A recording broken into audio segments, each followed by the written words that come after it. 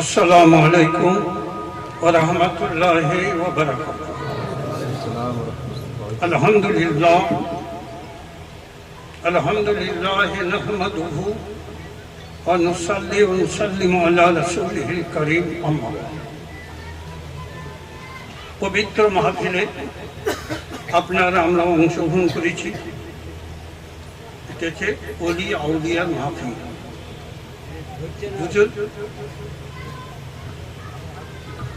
বুজুর্গানে দিনের মাহফিল।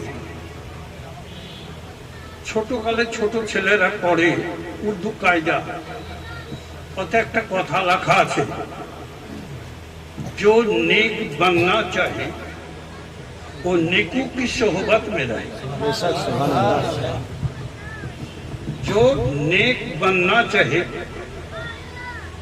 वो नेकू की सोहबत में रहे। जो भालो होते चाहे, যে ভালো হতে চায় ভালো লোকের সোহবত লাভ করো, সঙ্গ লাভ করো, তার সঙ্গ হলো। আল্লাহ রাব্বুল আলামিন বলেন কুনু মা সাদিকিন। আল্লাহ রাব্বুল আলামিন বলেন কুনু মা সাদিকিন। ওলিয়া উলিয়া ভালো লোকের সঙ্গ নাও। ঈমান এনেছো, পরহেজগারি অর্জন করেছো, আল্লাহ ভীতি অর্জন করেছো, এটাই সহি নয়। ভালো লোকের সঙ্গ লাও, সঙ্গ দোষে লোহা।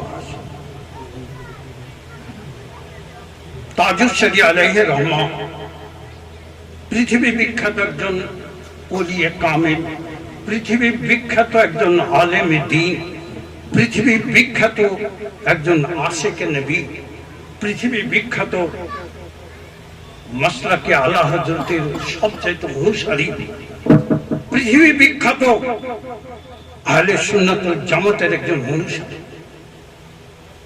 আলা হযরত আলাইহি রহমা। তিনি ছিলেন মুজাদ্দিদুদ্দীন মিল্লাত, আশিকে নবী, তাজ বংশের দুলাল, তাজুস শরিয়া, যিনি শরীয়তের তাজ ছিলেন। এমন বিখ্যাত ব্যক্তি ছিলেন, পৃথিবীর মধ্যে কয়েকজন বিখ্যাত মধ্যে তিনি একজন। আরবে আপনারা আমরা যাই, হজ করতে যাই, তা আপনারা কাবা শরীফ তো সবাই গ্রহণ হাতে দিতেই পারে না, এমনকি সবাই পাথরে চুমু দেওয়ার সৌভাগ্য হয়নি, এত কঠিন ভিড়।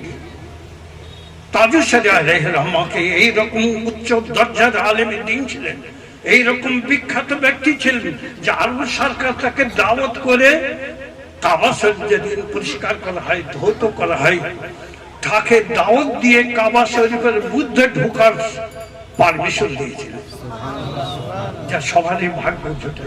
কাবা শরীফের মধ্যে, কাবা শরীফ তো দেখেছি, ঢুকেছে কজন দাদা।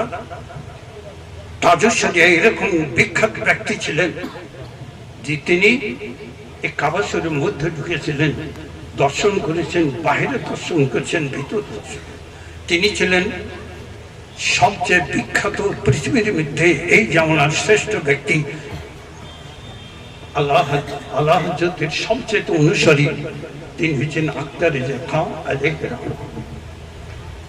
আল্লাহ রাব্বুল আলামিন বলেন কুনু মা সাদিকিন, ভালো লোকের সঙ্গ নাও। ভালো লোক কে? আমি বলছি আমি ভালো লোক, আপনি বলছেন আমি ভালো লোক। আল্লাহর নবী বলেন আসসাহাবিকান নুজুম ইক্তাদাইতু ইহদা। আমার সাহাবীগণ হচ্ছেন নক্ষত্র সদৃশ। আমার সাহাবীদের যে অনুসরণ করলো, আমার সাহাবীদেরকে গ্রহণ করলো, সেই পথ পেল, সেই আল্লাহ রাসূলের নির্দিষ্ট পথে চলার শক্তি পেল। সুতরাং সাহাবী কেরাম সবচাইতে নিকার পরিষ্কার ব্যক্তি, তাদের সঙ্গ যে লাভ করলো দিন দুনিয়া সে পরিত্রাণ পেল। এইরকম যুগে যুগে ওলি গৌস কুতুব যারা এসেছেন, যারা আল্লাহর নৈকট্য হাসিল করেছেন, যারা বিলায়েত লাভ করেছেন, ওলি গৌস কুতুব হয়ে ভালো হয়েছেন, নেক পরহেজগার হয়েছেন, তাদের সঙ্গ লাভ। সঙ্গ ছাড়া কোনো মানুষ নির্দিষ্ট লক্ষ্যে পৌঁছা কখনো সম্ভব নয়।